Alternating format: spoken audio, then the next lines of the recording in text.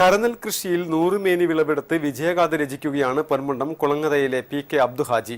പ്രവാസ ജീവിതത്തിനിടയിൽ വീണു കിട്ടിയ സമയം അബ്ദുഹാജി മുതലാക്കിയത് 1.5 ഏക്കറിൽ നെൽകൃഷി ഇറക്കിയാണ്. റിപ്പോർട്ട്. കാലങ്ങളായി വാഴയും മറ്റ് പച്ചക്കറികളും നന്നായി വിളഞ്ഞു നിന്നിരുന്ന കുളങ്ങരയിലെ 1.5 ഏക്കർ ഭൂമിയാണ് ഒരു പരീക്ഷണത്തിന് അബ്ദുഹാജി തിരഞ്ഞെടുത്തത്. നിലം പാകപ്പെടുത്തി ഗുണം ഏറെയുള്ള ഉമ നെൽവിത്താണ് ഈ കൃഷിയിടത്ത് കൊയ്തത്. എങ്കിലും വലിയ പ്രതീക്ഷയൊന്നും ഈ കർഷകൻ വെച്ചു പുലർത്തിയിരുന്നില്ല. എന്നാൽ വിളയിറക്കി ഒരു മാസം പിന്നിട്ടപ്പോഴേക്കും അബ്ദുഹാജിയെ പോലും അമ്പരപ്പിച്ച് കൃഷി തളിർത്തു. അങ്ങനെ 90 ദിവസം കൊണ്ട് കൃഷി കൊയ്ത്തിന് പാകമായി. 100% വിള ലഭിച്ചത്. ഏറെ സന്തോഷമുണ്ടെന്നും ഇത് മറ്റു കർഷകർക്ക് പ്രചോദനമാകണമെന്നും അബ്ദുഹാജി പറഞ്ഞു.